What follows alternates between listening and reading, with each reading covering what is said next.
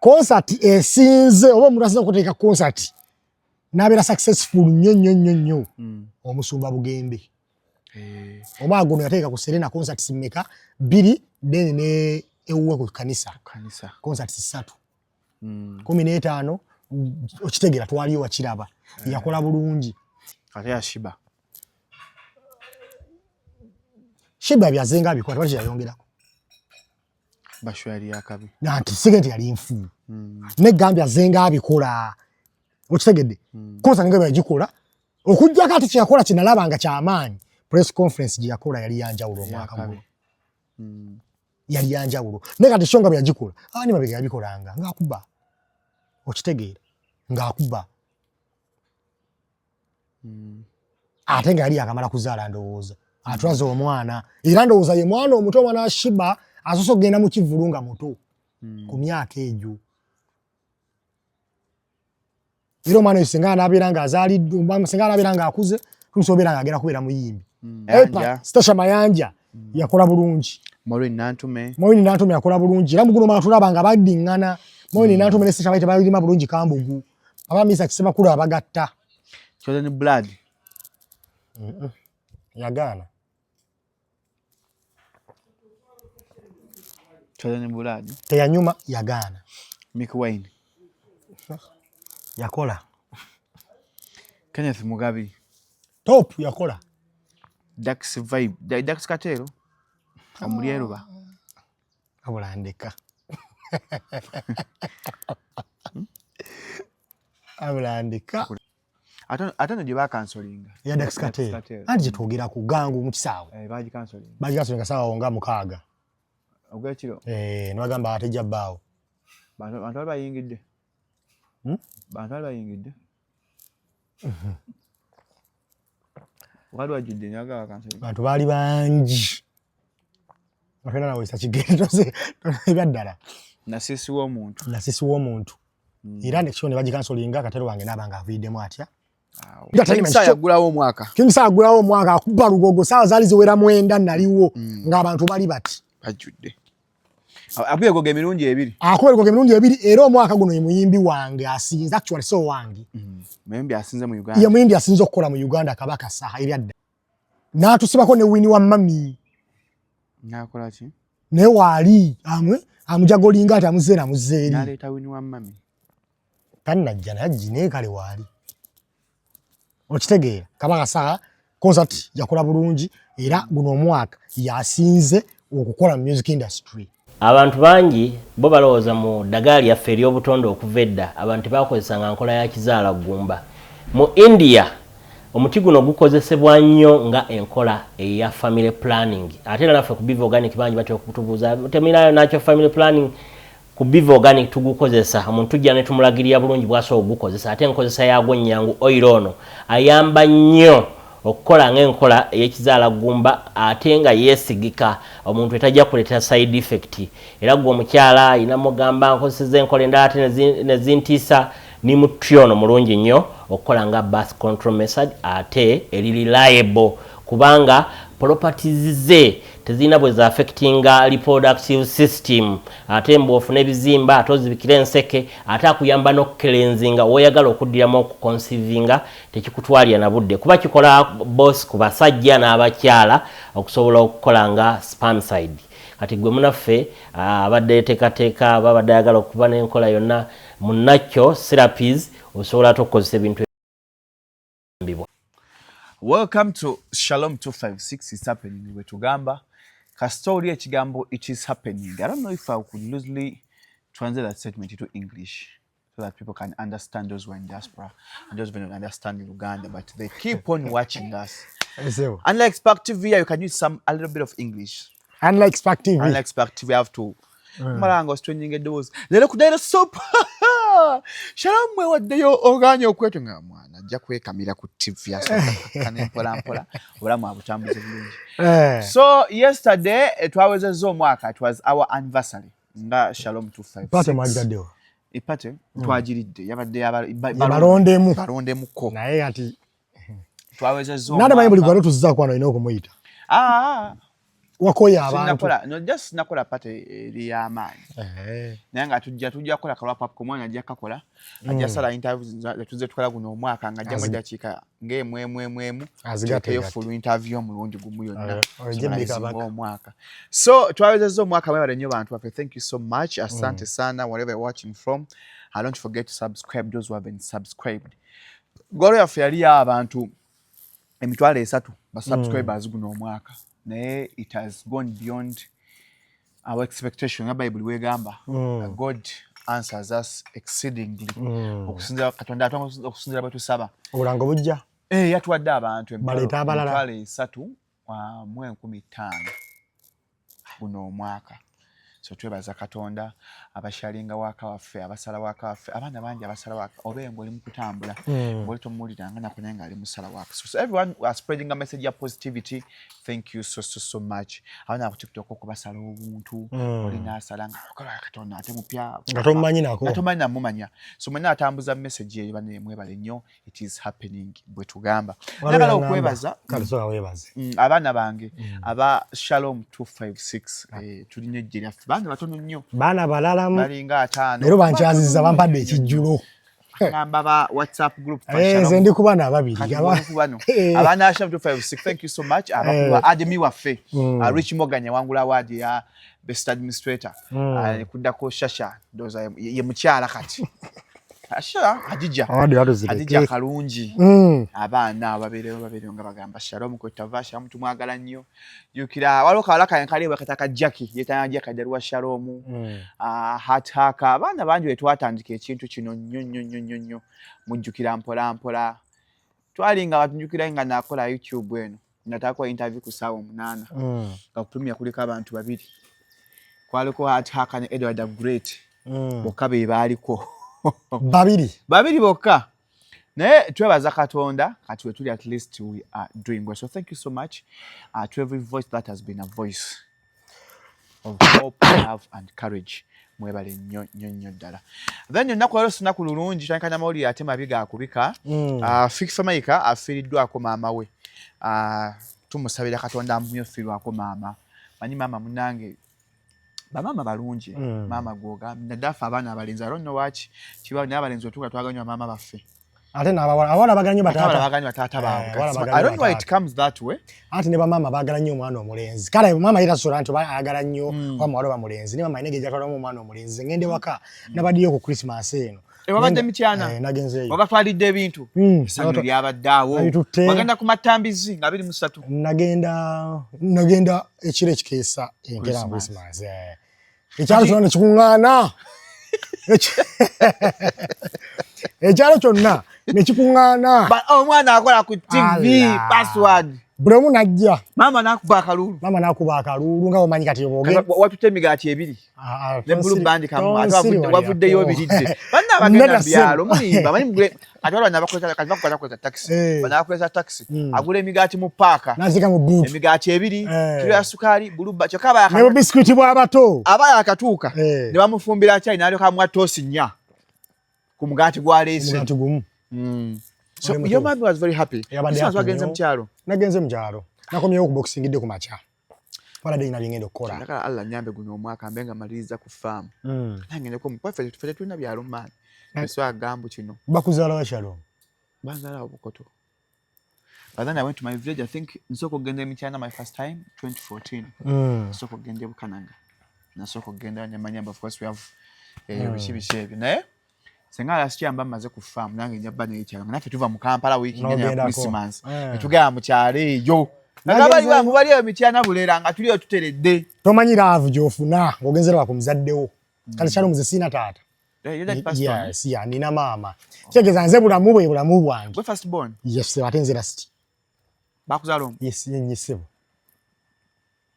bazalo omuntu omu tagezo limbi abuga gouga bagala ngebe nyina siba mama beba neno ba ne mutata yes nenga mama ndio mama ngala bazala first born nga mumpi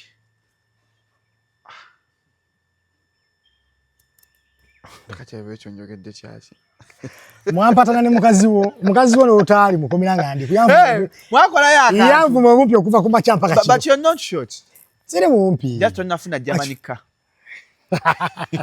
Tell musajja mumpi ngana Jamanica. Asawa muna kamotoka. You just need a German. No, not mutoka Jamanica. Jamanica. Paka tugokola ku spark TV. Si buli motoka. Omusaka kukuyita muntu tuseme. Omusana ngo mungi ne tuberewo. Tuzano bwe tuberewo. Tukanze mbera musujja mwe mumbuda Kubuda kafani kaba ka SC ka SC mbanya yagala bwe yagaza. So tuna MC password aga musajja akola ku Spark TV. Daily Soap. Program ta Daily Soap eba Monday up to Friday. Basaye mu kitundu. Program yasinga okwogera ku Shalom nga abamusibye.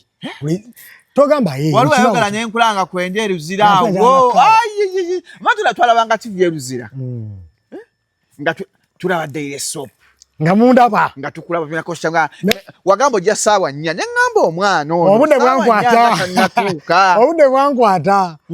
bwankwata nyanga mwebale thank you tukwagala nnyo Shalom anange nyaga nnyo Spark TV Daily Soap ne Spark TV tukwagala nnyo ebyaddala oli musajja wa ddala mwafuka bakyereka mwafuka family sibi ya just kantu mutwe we yaka so thank you so much Spark TV bambi twabalabanga ndawe ni success bambi musajja watu amawuli mwaga kubanga nga mugakubanga mugateekayo so omusajja ono ekimundesa singati ali mama Jaden singala kutwala dda ekimundesa zolo lero ngambye win success tugenda batwogera ku mwaka kuba akola mu entertainment mwakola tugabba twogera no mpola mpola ebikoze omwaka mu entertainment nekano ka video kalungi nnyo ojja kanyumirwa mpola mpola so kobuze kwa twana atuliriza mbabuzaako mugamba mutya musibye mutya tusubire muri bulungi nnyo nsubira nti adunda namugereka sewanna kwagezaawo okubeera nga abawa obulamu ate sewanna agona manyi ge Rugaba sewanna ku yetonda gona manyi agesebo yes bwaba kwadde obulamu kyolina okukola kiri kimu yongera kumusaba ate nawe atafunye fukamira oba musiramu gambe ai Allah oba oli mulokole ugambe Yesu oyitebule mu ddiini yo mugaye Mukama Katonda webale nnyo naye kampadde obulamu ongera ofukamire ate oba oli awo nako nekyalujja kubeera nga lutambulira ddala bulungi nnyo nnyo nnyo bangi bafudde bangi balwadde naye gwe oli mulamu n'olwekyo teweevuma nsi bulumi amanyi walabira omwezi n'enjuba tomanya munno bwali naawe ate tomanya onaaba otya enkya ekisinga mu byonna oyina kubeera nampisa oyina kweyisa bulungi oyina kubeera mukkakkamu nakola mikwano egyo gikuzimba egitakuzimba tewali nsonga lwaki obeera ate ogisembeza kuba ligirina mugaso ate omanya ki namanya etakuzimba Shalom bwe mbeera naawe omwezi gumu nabeera naawe omwezi gumu okiwulira ekintu ekyo by the way nze saagulinga nakyo bw'osobola omanya mbw'ontajja kunzimba ngirase mu ngeri yakuzimba oli emikono egitagasa era n'omukwano ogukuwa bbiya kuba gugasira kuba onywedde bbiya ate wandi mujjeewa wali mwe mudde ne mugamba mamufuna emikwano gibanywesa mwenge kunywa njaga aba agikuwadde kati oyo abaina mpadde bbiya naate omukwano gwe weesibako batya wali omukwano gwe weesibako mwezi Shalom singa nabeerawo ng'oli mukwano gwange naye nga gwe Eva nkukubira essimu nkwegaya bwegayirizi wali kiranga Shalom nga nsika kisike sibula kakyogamba abayutuba bonna buli mukwano gwo it depends on the priorities gw'oyagala abeere ne gw'otayagala oyinza obbaanga ku ssimu ms n'okuba password n'aba mulamba yagala password sooka oggyeko waliwo akuba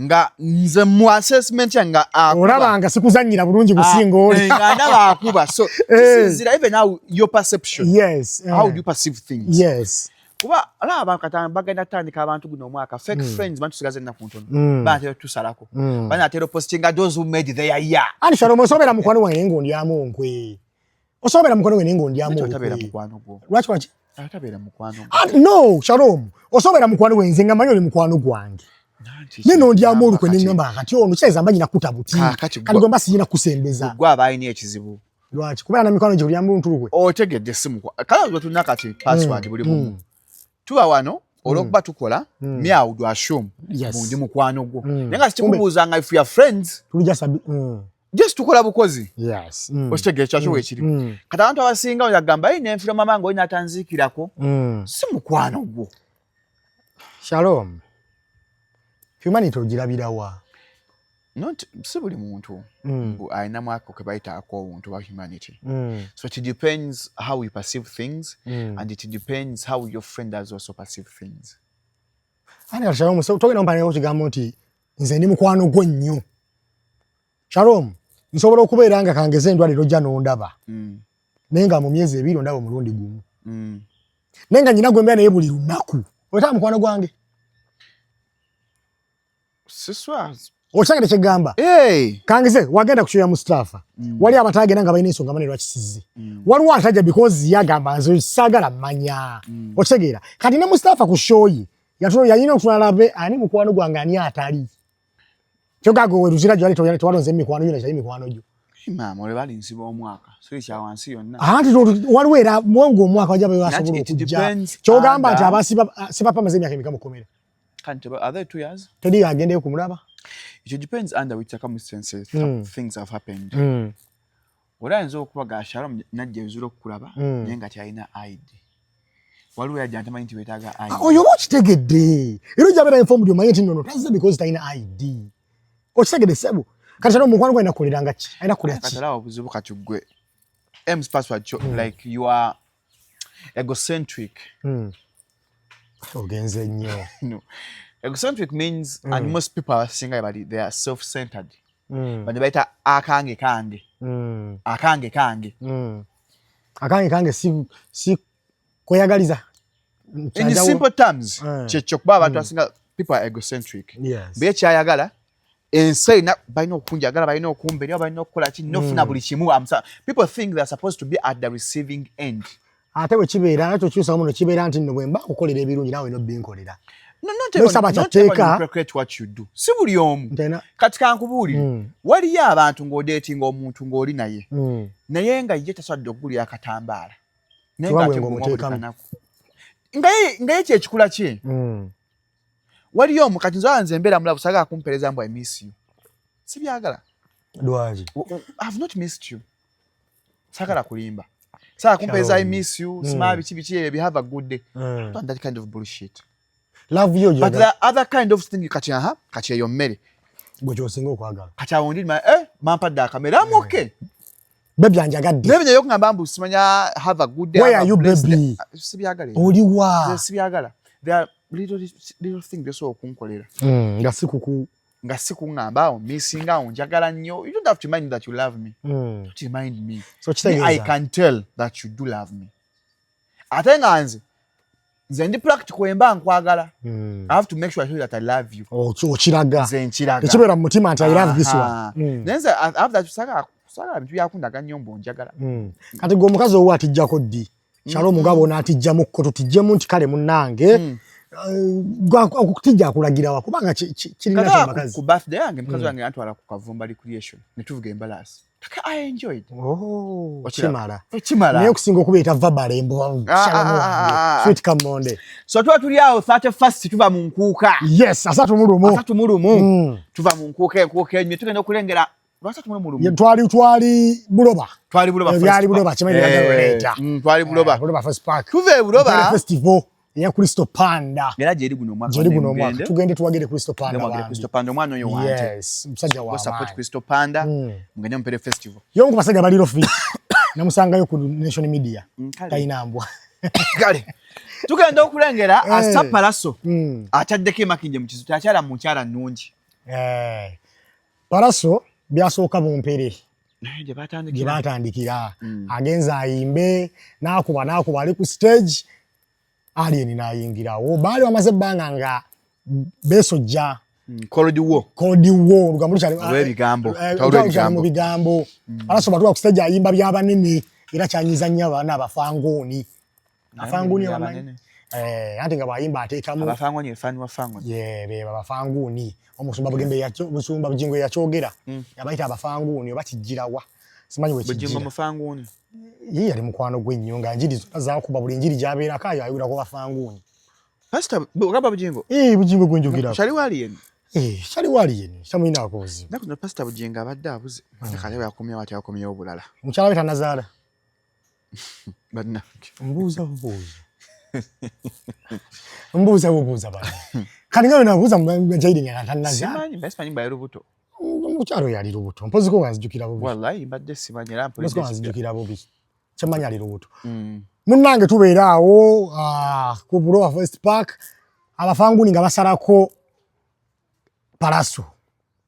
Bamusalako komanda mudogo mweyo naluna bate yaliwo.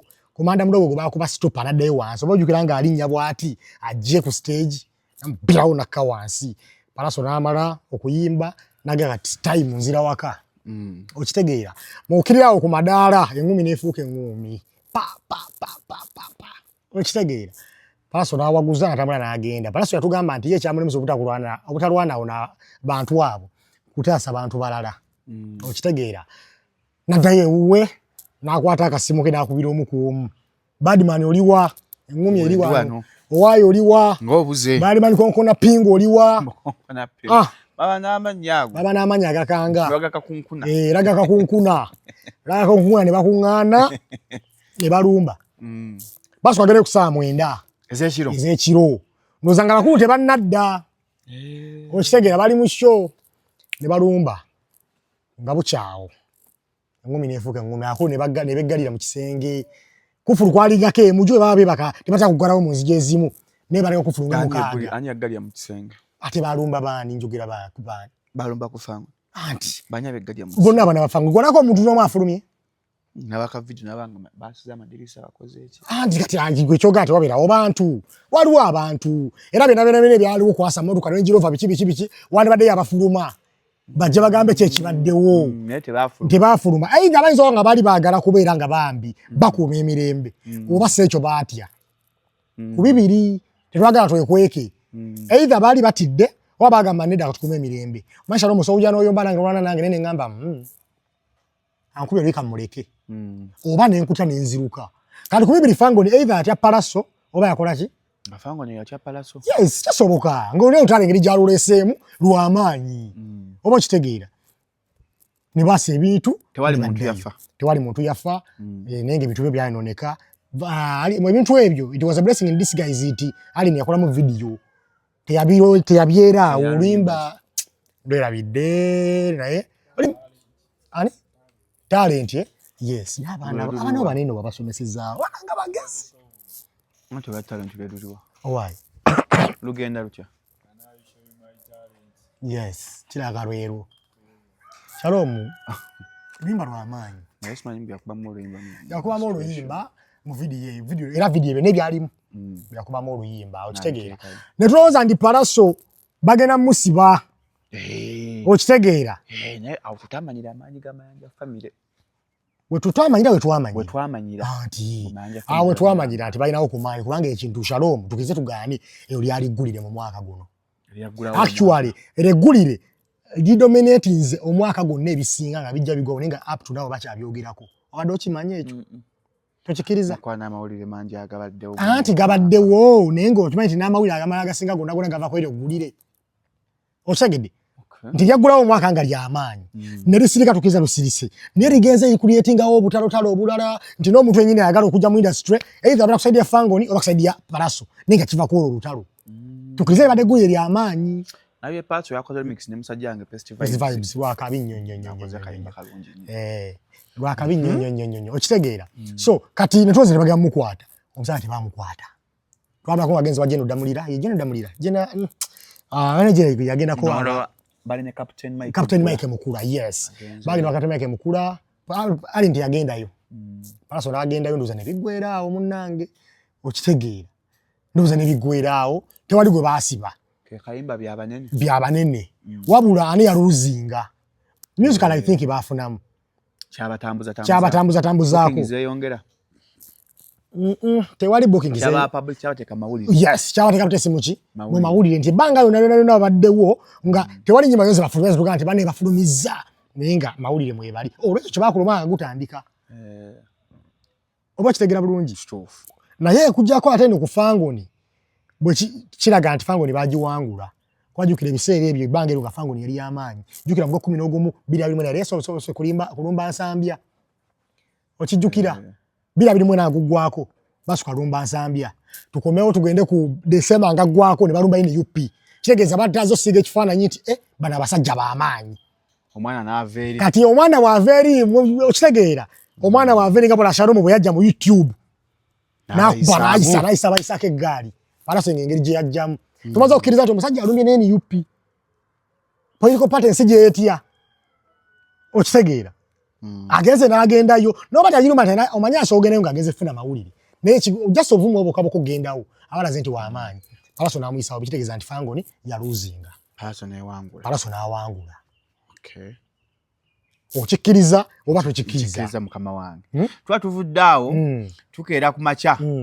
Abamu bagamba omuntu afudde, bagamba akyali mulamu. Tafudde. Seggirinya. Agawete omugenzi kati honorable Andangazizi Kabuli. Seggirinya. Ala mukuume yago nawo gaaliwo.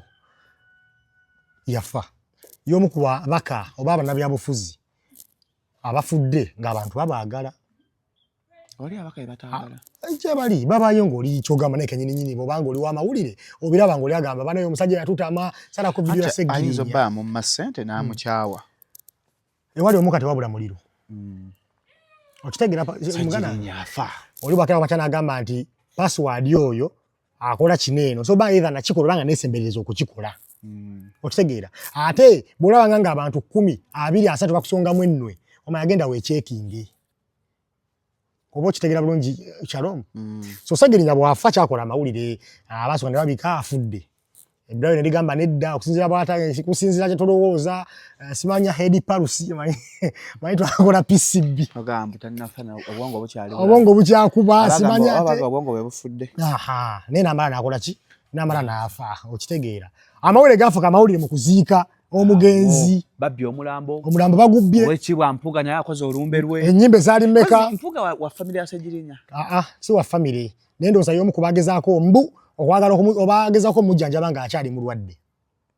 Okusinziira ku bye bayimiryako nga batubugamba ensonga ezaaliwo. Okitegeera. Lwe lumbe lwakabeerako ennyimbe mmeka?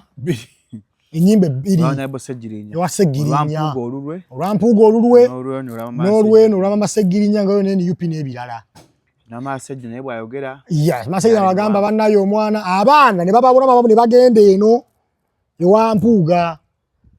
Okitegeera abaana ba family members amu ne basigala wa ne basigala eri. Kale amawono gaali mangi nnyo ku lumbe olwo oba ku kuziika omwami Seggirinya. Era mu kufa kwa Seggirinya gye twalabira omuntu eyajja nga talina nnyo nti oba kale w'amaanyi ne n'afunamu ku maanyi. Muhammad Luwemba Luswa yali mukwasi wansawo wa Seggirinya. Nesibwa kwa parliament when you pin makadi. Nafuna bulo 2. Bamulabira nti muli wankwe. Bannange. Ne bajimu makadi. Kuba jukira Shalom. Esawa zineno. Bwagere bakusime Luzira. Ani gwakwasa YouTube channel yo. Era mukowo Jebbi na mama Jaden. Tewali emikwano gyo mirala. Ate emikwano ngalakinjo. Singa wakwata no bala red flag n'okwira password mbade sagwa babera ku YouTube channel yange. Omanyirawo Jebbi ne mukoto vesiga. Okitegeera. Naye kyeza NUP alesema bulungi nti ono omwana yajjanjabye Seggirinya. Bannange gwe twatukola ki? Gwe twatuwa. Tuwa. Tebyali bya sympathy. Tebyali bya sympathy naye abana bagamba jjanja mulajje si amusikira. Sympathy nzo obutabula wantu. Oli mutu fyogende sympathy. Enze waliwo abantu abasookerwako. Okitegeera. Waliwo abasookerwako. Naye abaakira abantu ono agenda tulyamu olukwe ne bagimumma. Naye atambula bulungi nnyo. Actually okufa kwa Seggirinya kwe kwayifera Muhammad Luwemba Luswa okumanyika 20 emeka mu okitegeera. Era singa Seggirinya teyafa singa Luswa tewali amumanyi. Simu bobi mukwano gwange. Okitegeera. Naye ate nga bwe nagamba yale luli ali ku political career yagizimba Masi yajaba wa amaanyi. Yaze ku bakansala. Yaze ku bakansala era bamuwa akalulu. Ali Kawempe eyo. Lwakwa Luswa alemedde okunoonya gyagwa. Baleeta abaana. Yeni ewandula. Kwa basigawo na meka batuufu. Seggirinya bwe yafa. Bitutambulako nga bw'omanyi. Munnanga abakyala yaleka bangi. Baleka abakyala bangi yeni ewandula nsigaza abaana 4. Abakazi babbi. Omukazi akubbanga tonnafa. Era kulero supu twakole eggulire eryo nga abakazi balemedde ne mu nnyumba ze. Kati omusajja yali amanyi alina abaana be bangi. Nga era abaana bangi. Ku baana bonna nga batono. Ate omu ku bakazi abasinga gwesigala ogera linnya abasinga okwogera ennyo okuvumaavuma ensi abaana tebaali ba Seggirinya. Mu bufunze gwe Omuganda agamba nti mukazi wa Seggirinya yayenda ku mugenzi. Oba kitegera bulungi. Bazi influencinga naye sisuubira tufunemu ki mu baana ba Seggirinya. Okitegedde? Kale tugana DNA bazi influencinga. Naye kati omuntu yenna akola DNA okubeera nga tayagala abaana babiri ba Seggirinya afunemu ki. Kitegera.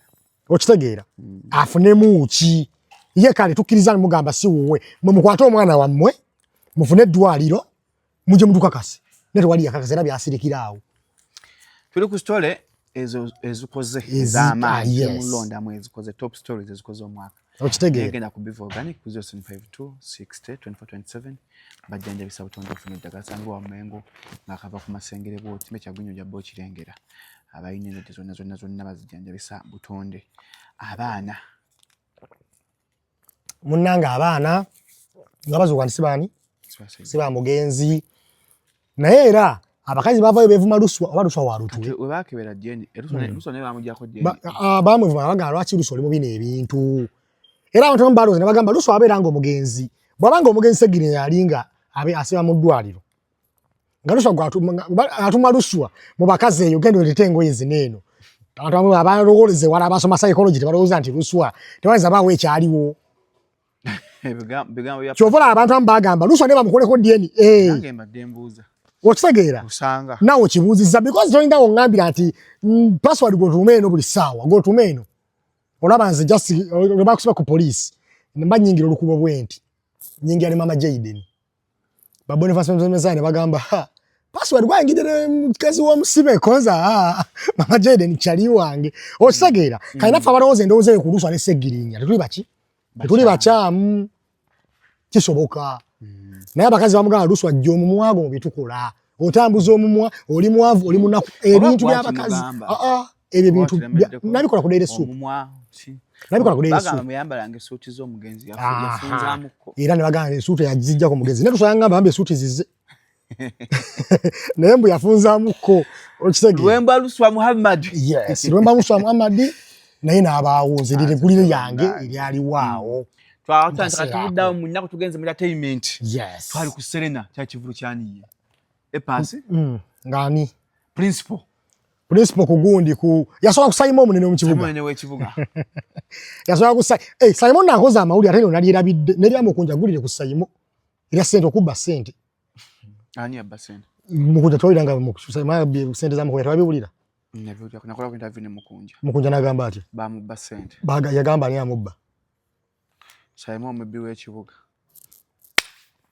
ndowooza okitegedde naye nno kyalinamu ku maanyi ali manyi sojjanga tumuleke ate nange amawulire munnange so Simon bamu ku bakola ne Godfather wange munnange Simon aba alengera omukulu nga bwe naakola akyalo omunengo sinisizaako amannyo tugambye omusajja tumuleke ate omuleke wannaye ebizibu temanya nnyumba mbi kiyinza okujja tuba tukyali awo bakamala okuba emmotoka bazaasizza ate top dancer afa tobuuse namba yona Suna Ben yali aligulira mugwokusatu awo gwakubiri kati gwe n'okumpa top dancer obokiridde nnyo namba ayo ne Suna Ben yali gulire era we twalabira nti omuntu olina okulondako obeera kuba nsobeera nga ndi mukwano gwe ne mama Jenny nga ndi mukwano gwe naye nyina olondako side kijengwako oliwa okitegeera era wavayo olinaga abannaye nze ndi timu nambwayo ndi timu Suna Ben Haji Kamoga awo biviirayo nga bagamba Haji Kamoga abanaye ebiparati babita batya ebyapa abijingirira wololo wasomera wa nasomera eyo namutamba mbwe biparati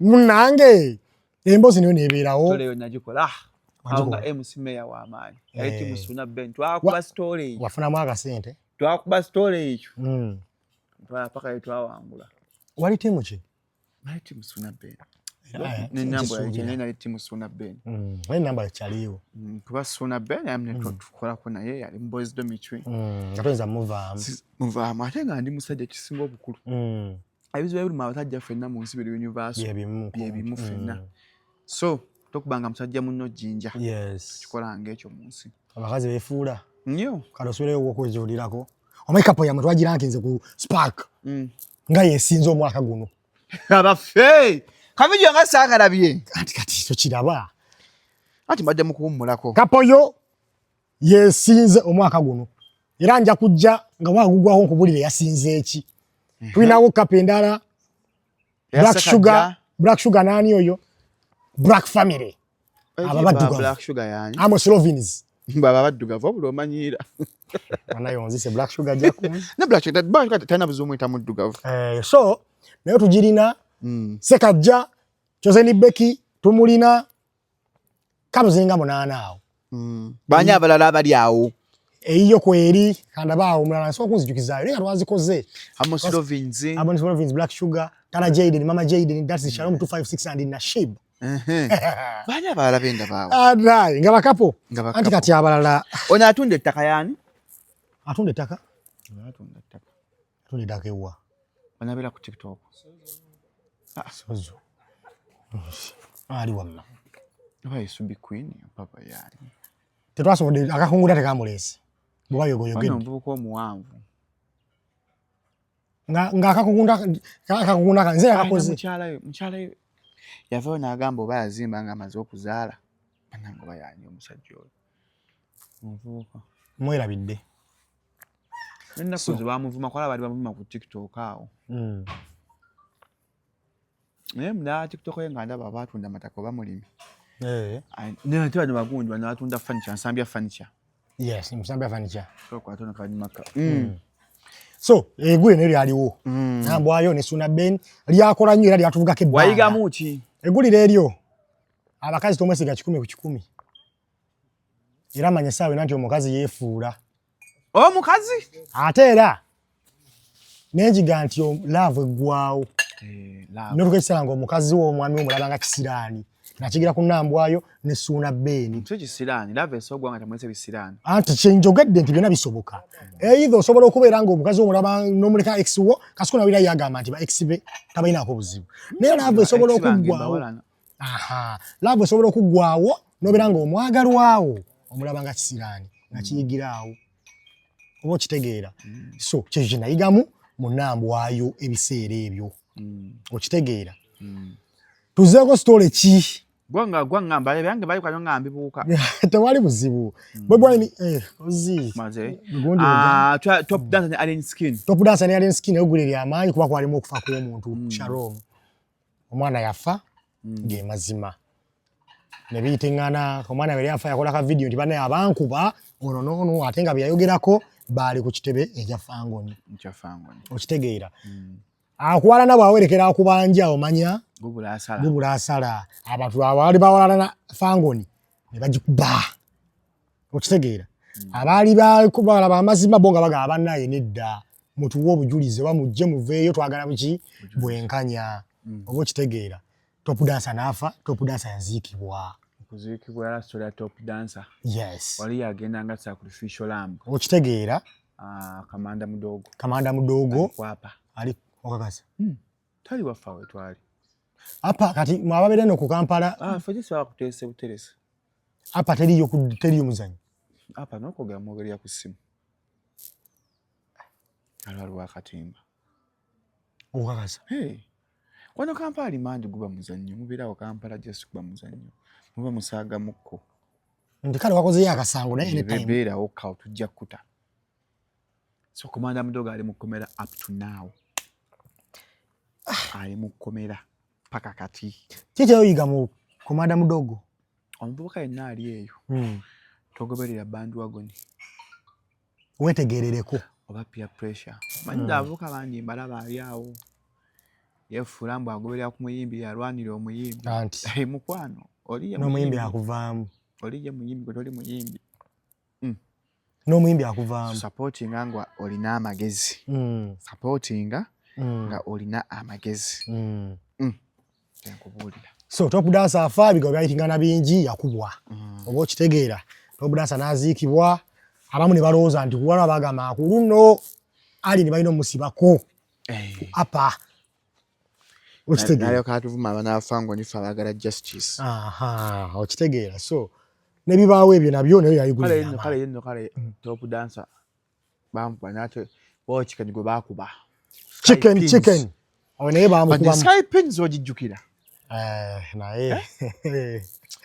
Don Kulis. Ya parkinga ya motoka zisatu awo oyajjana okudduwa. Don Kulis wano bagamba ki. Don Kulis nayo yayigulira amaanyi. Lwakuba Don Kulis yanjigiriza kimu. Tebakunjigiranga mu ttooke. Yaga ofuluma Uganda olagawa. Olagawa. Tugenda kulonda. Nagamba olinga kino nakubuza wabi. Oshegede. Naga Shalom oli musibiro tegeera wabi. Ngoyina mugamba either wabi baba walungi. Jango yampa ku sente. Yazikuwa. Waliwo omuntu omu mukwano gwa Don Chris yangamba y'omu ku basajja abaali abaddala. Mugagga munne by the way. Nangamba oyo mulaba. Yaye n'obusungu bungi nenga ate wayagala nti nyagadde Shalom abeera ayagala Shalom. Okitegeera.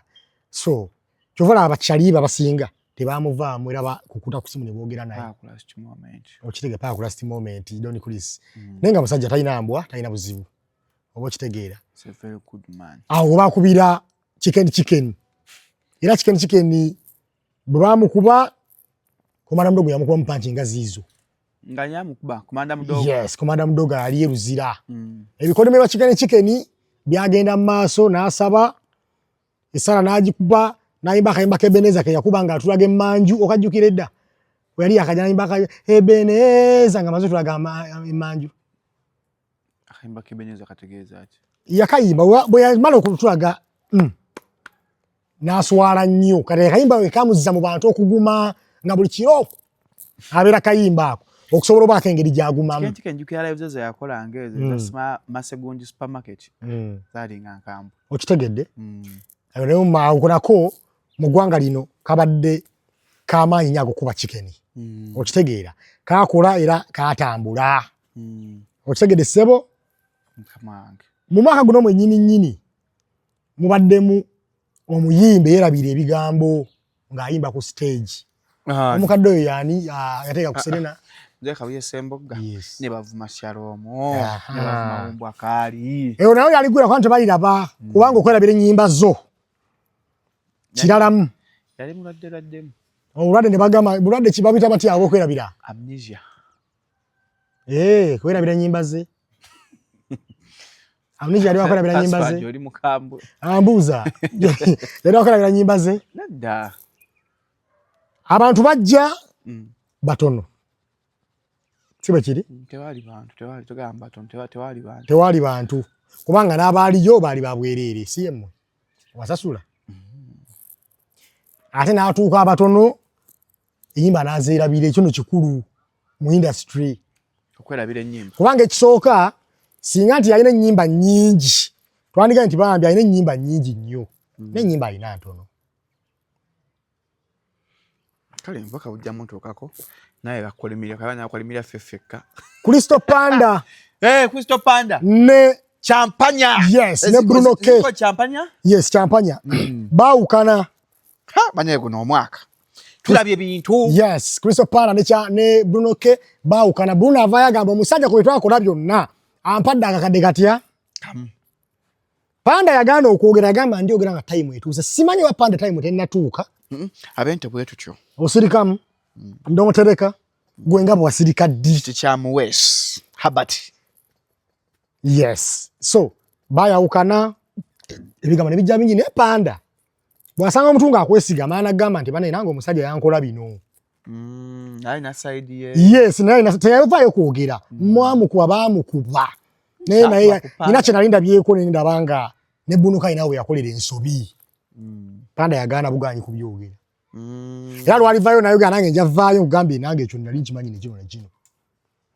Bruno kagulamu emmotoka mu lutalo. Buno ke atandike ekibozi. Kikoze. Ekyasooka twalika emitwalo 3.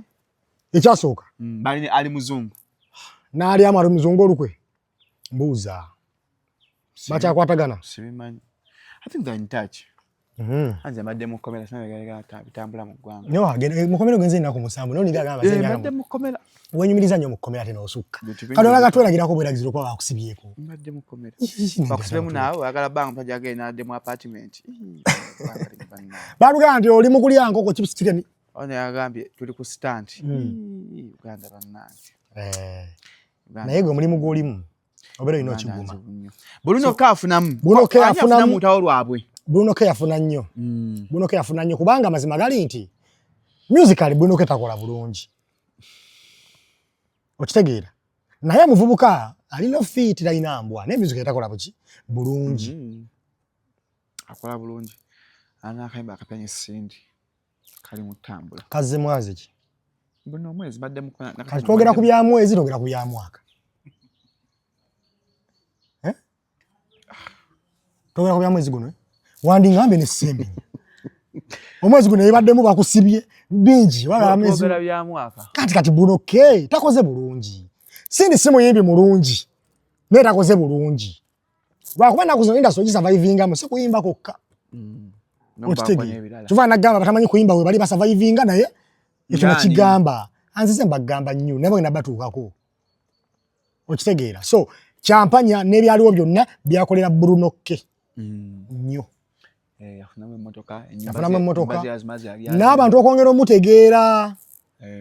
Okitegeera. So it was a blessing in disguise. It was a blessing in disguise. Era Bruno K ayinako bazamukana gamba Allah eno yali breakthrough yange yaddala. Yali ya breaking adda. Anti osobango breaking ze Shalom naye nga singa wali bo wali emyaka ebiri mama gumu boli kati. Kati oli Shalom omulala nakambulako nawe ensi ekuba endune ngamba okitegeera. So Bruno K naye omwaka gunene abaddewo. Okitegeera bulungi nnyo sebo ani awo wamulala ddako gw'oyinawo gw'ogamba nti ono story era guno omwaka tugere ku full figure balugere ku show full figure ne Namere. Yes. Full figure ne Namere story naye badde y'amaanyi. Okitegeera kuba yeevako mirahime ndengerako ne mbyobufuzi. Okitegeera. Lwakuba nti ne full figure entertainer yali ayimbyeko. Ayinza okuba simu yimbi naye yali akoze eki yali ayimbyeko. Full figure akubwa ku street kwali ali kubo ndowooza. Pa ngumi ngaziizaawo. Kavidio ke twalaba. Neddoboozi nga gyeri emabega lwaki onvuma omwami wange. Okitegeera. Aloopa Namere. Oba ye Namere. Honorable Namere yagamba nze sinnamukubako. Namere lawyer. Siba kiri? Agamba sinnamukubako nga tatidde namu. Tuba tuli awo naye twala ku poliisi.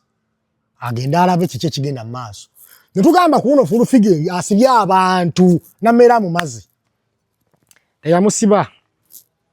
Era Namere abaana be n'ab'eŋŋanda ze n'emikwano gye bwe gitanga full figure gimugamba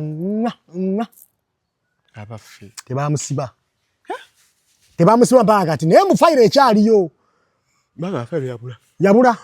Mu maago n'ogwe nnyini Namere era ayimiira gy'ali oba Masaka n'alaga nti gwe nakuwangula tonsobola kusinziira ku bigambo bye. Ekitegeeza nti full figure omaago n'aluuzinze battle eya Namere. Kubanga obadde ozza osiba abalala ng'osiba n'otuuka ku muntu omu n'otamusiba kiraga nti abaakoze eki abaakusinze n'oli badde eggulire ly'amaanyi. Yes. Naye ate nga Namere tebinnabaawo full figure yennyini yali akoze amawulire amalala. Yali muyambi wa Sikathayini kusaasira mugayo eyo munene mwerabidde. Era yali atwala akavidiyo ng'ayagala mukuba. Ne bagenda ku poliisi twabikola ku Daily Soup. Okitegeera. N'amusiba ne bamukwata bodyguard ne bamuta. Oba okitegeera. Akoze amawulire ago lwakuba nti kale full figure amawulire g'akoze mu mwaka guno gali awo ga ntalo kuvuma oba okitegeera. Era omwaka gwe gumu ku ye kennyini TV yusise mugamba naye tubali tusaba wumulamu. Tusaba kola ki?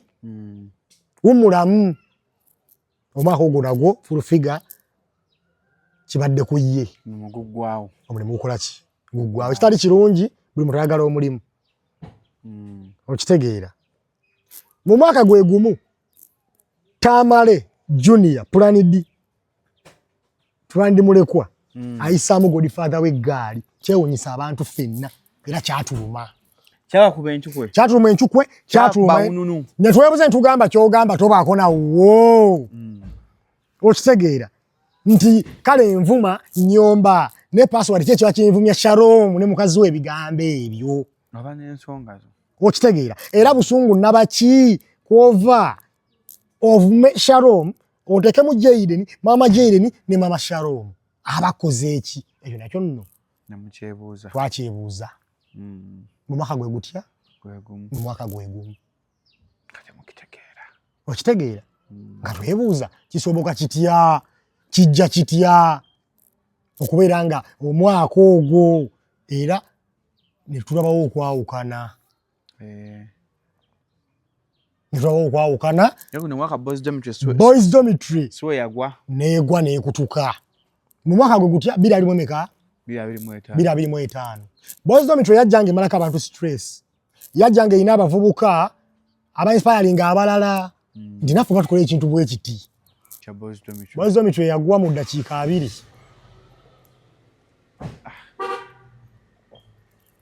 Negwa. Era ogwa kwa Boys Dormitory. Naho mwaka kubaddemu nga kwa amaanyi. Ali musanyufu. Ogwa kwayo? Sali musanyufu. Okitegedde? Sali musanyufu. Mu mwaka gwe gumu abamawulire batandika okunyigirizibwamu katono. The Juggernaut, Frank Antambi. Agende Luzira era ne bamujjako enviiri.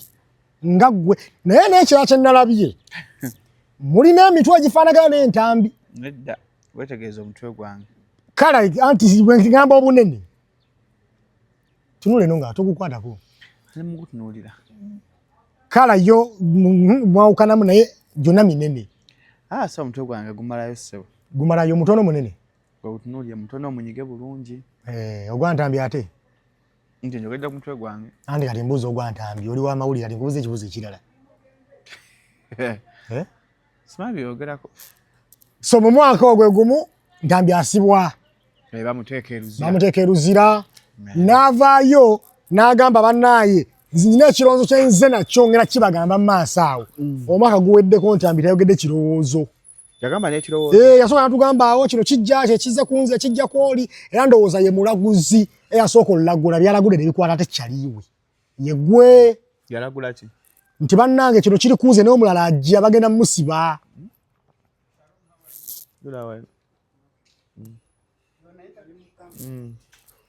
Okitegeera. N'atugamba nti kale tugaana bankutte bannamawulire mwebereremu n'omulala bagenda kumusiba. Byaliwo ndowooza mu August awo nga 9 something naku nga ziizo. Ne bakwata Ntambi waffe bamukwata n'alagula n'atusuubiza akalowoozo ne tulowooza nti agenda kujjayo n'ekirowoozo ayite abamawulire bonna. Naye ndowooza bambi bamusinga amaanyi nalabanga yaŋŋambye abamawulire tebajja kuŋŋaana bonna. Bwe omwakola ekikye n'akivaako. Ntambi akwatibwa, Ntambi asibwa, Ntambi ateebwa. Ekyali ekirungi. Tugere ku concert. Naawe sinakwogerako kibaddewo mu mwaka. Naawe bakusiba. Nakyogere. Omwaka guno naawe bakusiba ndowooza era mu byamakomera gwagadde amakomera. December 15. December 15. Bakwata Shalom Tala Jaden. Bakutwala ekatwe. Ng'okyamwenya. Era najja ne nkumwenyezaako ekwera kasaluti. Kasmailo nga kwekali. Nga kasmailo kwekali. Tugenda ku kooti. Nolaba nga biri serious. Bakuyingiza mu kadduuku batwala mu kooti dakika 2. Ya 2. Akaluzira. Akaluzira. Kikawo kyali dakika 3. Jali dakika 3. Bakujjamu empale Luzira osigala bwereere. Waliyo nga banjamu empale. Okusinziira ku information ndi wamawulire research. Waliyo nga banjamu empale. Era bwe najja okulaba nga weewuwawo byoti oli bwoti. Nga weewuwa. Wajja kulaba musibe ajja kulaba ewu. Nalina okubategereza okuva ku mutwe paka Kagere. Ndabe ddala omusibe nga tali mu mpale bw'abanga Shalom. Kati buli muntu akwenka nawe nawe oligende Luzira. Naye mba simukyalidde mmanyi. Ekifaanyi wakifuna. Ekifaanyi nakiraba. Ekyeruzira. Yes. Ne bakusiba kyali kibi n'omala n'ovaayo. Era omukyali yakusaba muyita full figure. N'osibibwa. Bwotyo n'ovaayo. So nze binkoledde nnyo amawulire akuba mu mawulire mwennyini mulimu okubuzinga. Ate password ku Spark. Ojonyenga Spark TV guno omwaka. Bakola welcome party baleta pictures. Ogwokusatu nga 17. Naye wangaddeyo. Spark TV mpangaddeyo ngenda wangalayo. Spark TV teriyo ebyo yakisiru ndowooza. Ogwokusatu nga 17. Mwana wange. Kano olina okasoosa. Bwe wasaza okukasembya. Yes. Tera ajja kusoosa. Ogwokusatu nga 17. Batugamba guess was coming. 2025. Baleka akafayinga aliwo. Yes. Kali plain. Webale nnyo. Password emusa joininga daily soup. Bagamba baita chicken. Baita shira price. Kozi wavaawa. Waliokola mu Kirombe. Nava makindi awo Kasozi. Ku TV josinga okwogerako amazima. Wakolanga ku Moni TV. Bana batalina toyi. Nice. Nemu baina toyi nawe. Mpenzi nga bakagizimba. Nemba de kyayogere kino kino kikulu. Dino guli ekulu. Kugwe. Egulire lisinze mu mwaka 2025. Spark TV. Ereta MC Password ku Daily Super joining success. A new talent. Era sawa zino ndowooza mu Uganda ye duo y'omusajja n'omukazi. Ba presenters esinga. Kyagale kigaane walana. Jimpe ojirina? Tuwali. Mukazi na musajja entertainment ekyo kyammwe. Guno mwaka gwammwe. Guno mwaka gwani gwaffe. Spark TV ereta Password MC tukola nga tukolera abantu. Naye kyayamba kimu ku Daily Super Daily Super. Babalancing ekintu. Baleeta omumpi n'omuwanvu. Singa bonna bali bawanvu tebandyenkanye bandibadde beepima. Naye omumpi yasula ilo like an envelope ate omulala muwanvu. So sho ne bange enyuma nyo Daily Super. Kyalo tojja kummanyira wandigambye baleeta omusajja n'omukazi bakyolesa ekyo. Muli mikwano gyaffe ne mutulwana muli mikwano gyaffe. Lwaki kyoyogedde? Wamwe fake friend. Lwaki togamba baleeta omusajja n'omukazi kuba ekyo kyamaanyi. Okitegeera. So tukola Daily Soup ndoza neggulire lisize mu mwaka guno lengamba nti nze nganze. Yegguli. Kyalo tutula tuleyo jawala yoletera ntulageza ati nesudia. Katozo okola ki? Shalom. Katushireke kangoleke naye bwekyo bekyali. Tugamba entertainment. Kingsa yagulawo omwaka. Kingsa yagulawo omwaka akuba lugogo sawa zali ziwera 9 naliwo ng'abantu bali bati. Bajjudde. Akuye goge mirundi ebiri. Akuye goge mirundi ebiri era omwaka guno ye muyimbi wange asinze actually so wange. Muyimbi asinze mu Uganda. Ye muyimbi asinze okukola mu Uganda Kabaka Saha eri addala. Kingsa. Lwaki?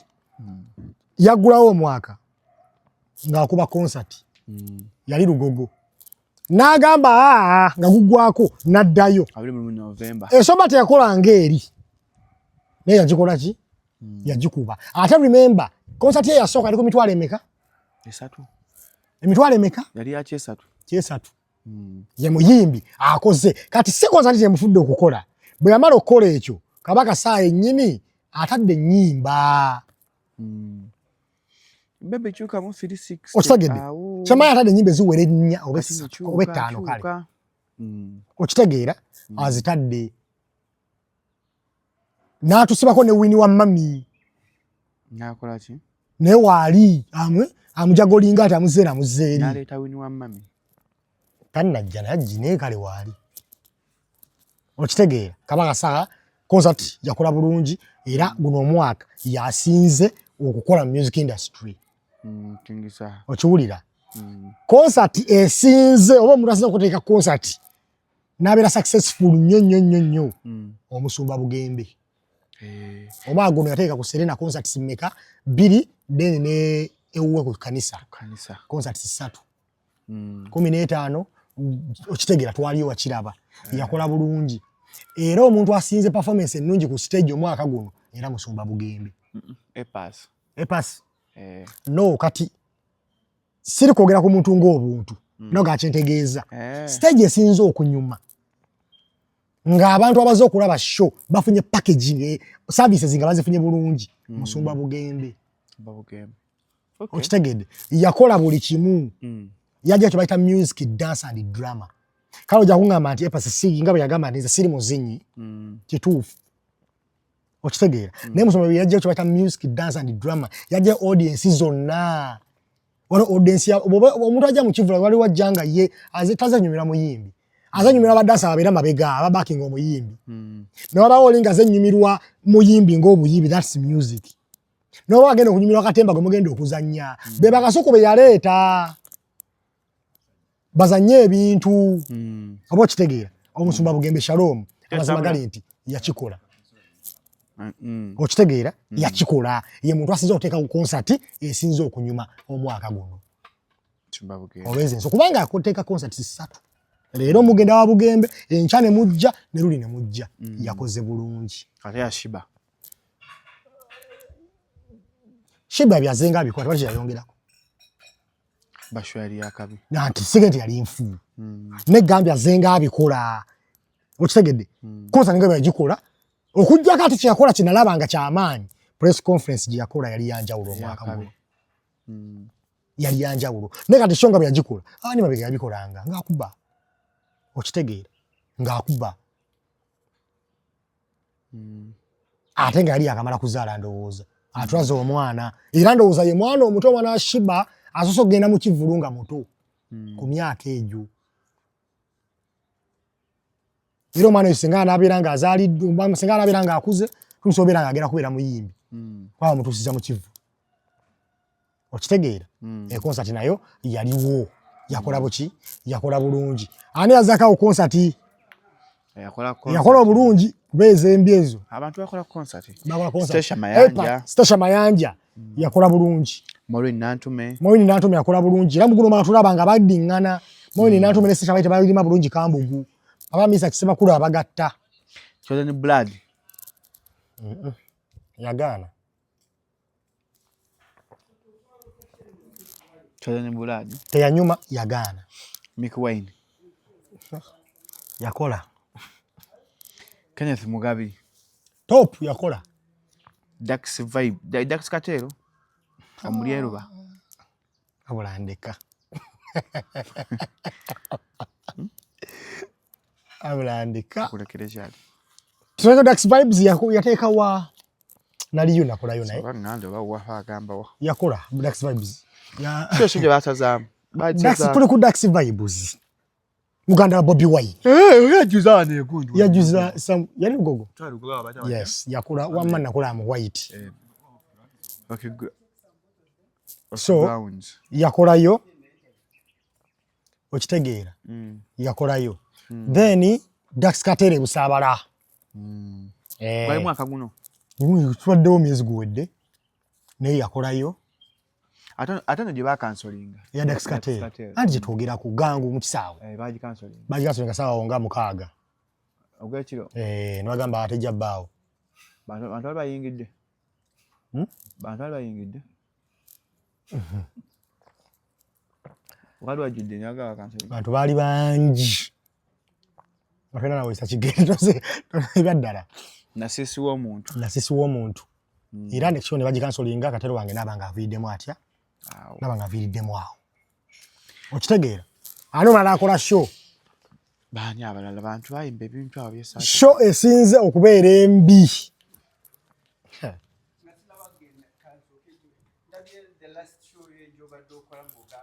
mukama wange tuli mu kamera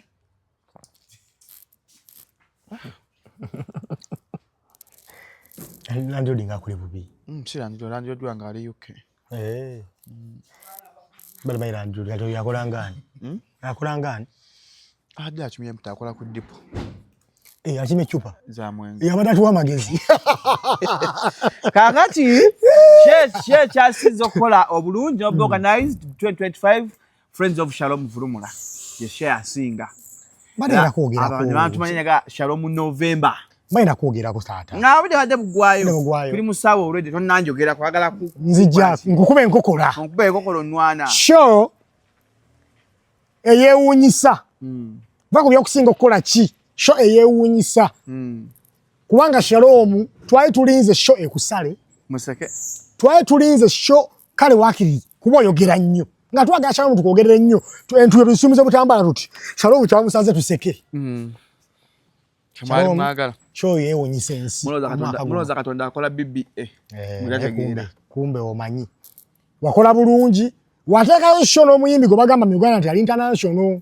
Joshua Barak wakotisepe ko zana show amakondera atali mufo kyekimu by the way kisasi muna mwali awo n'okola show n'okola era wakola bulungi ye show ensinze nzo okuneewunyisa sinza kola mwaka guno show yo egeraita abantu bangi okola ebyo nalabye kuki ataddeyo yataddeyo March awo yatujja muwagira yataddeyo salongwa password MC yajja neruzira next year ina show mugambe password tagezesa Bible gatukemanga mukama Katonda kati gojja mugamba goli chaliwe muganda wange kale munda kashojja of course man none gule meza so ganto bajja kujja manja gule nze nja kujangula ne meza njiteke kusete meka emeza ejo njiteke kumekeza abala kwa kati goli msajja yagase goli wa ama kole emeza ya milioni 10 njafuna gwe weka abala kada shwange ndako yengenda okukola yo mwaka ogujja emeza kitaba milioni 5 njagala emeza 10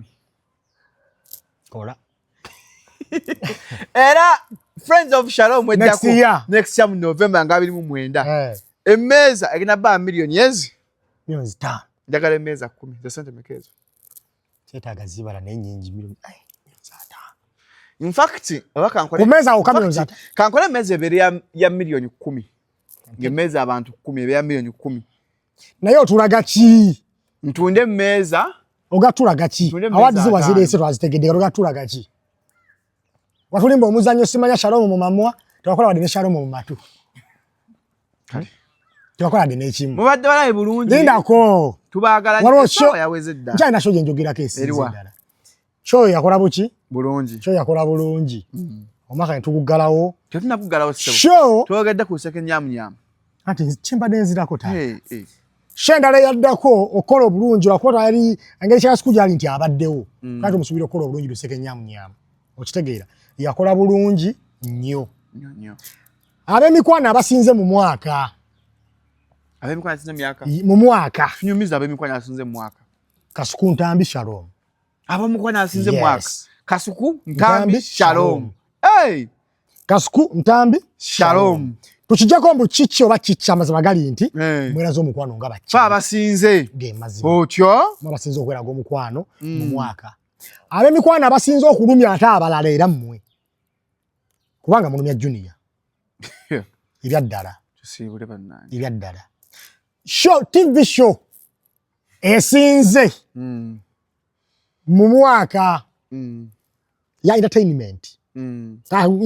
Kale ekola amawulire g'abayimbi so Daily Soap. Undoubtedly. Yes, program esinze ebawo Monday to Friday kuva ssaawa emu kitundu paka ssaawa 2:30. Daily Soap. Lindako nkemmalayo kati. Abasinze tujafuna part 2.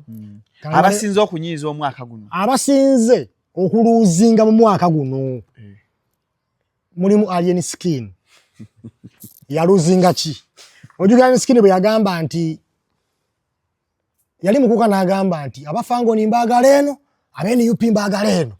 Oshagedde? Ne bagendayo. Ngalaga nti no bafango ni ekikuwa owera afango ni engumi ogenda baga to yagifuna. Munako zinyini n'agamba ate muninde mu campaign tewali wetu mulaba. Oba okoze eki? Obeera oluzinze. Oshagedde sebo?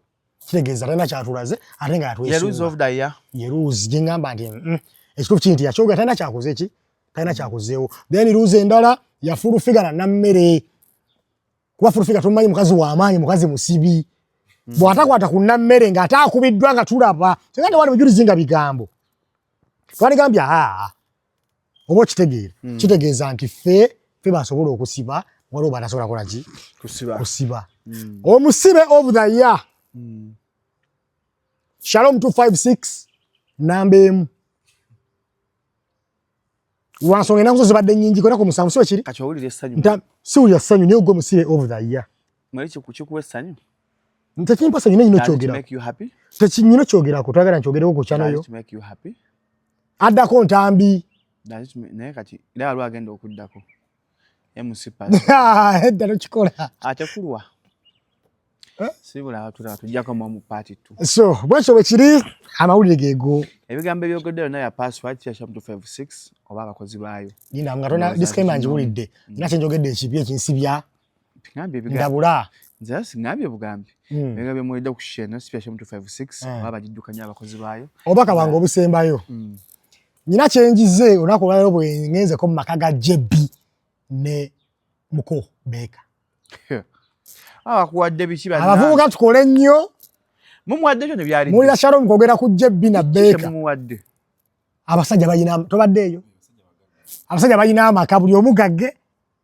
Firiji zijjudde bali mu bulamu obweyagazi. Mumuwadde biki. Bali mu bulamu. Bakola ku Shalom 256. Bakola ku Shalom 256. Buli ali atabuuka kalango gwabeezaawo ba Jebbi. Buli wobuuka kalango sente oba otusse. Tembuuka bulango. So Jebbi ne Shalom takomye okwo. Nabako sente nanjo kyayo ku simu. Jebbi. Jebbi akwaje sente? Yes. Awo olimbye. Jebbi mumanyi. Taswa kuwa sente. Sente awo akalubamu. Taswa zikuwa mpazi sango ngambye ampadde enjaga nga nakatuuka.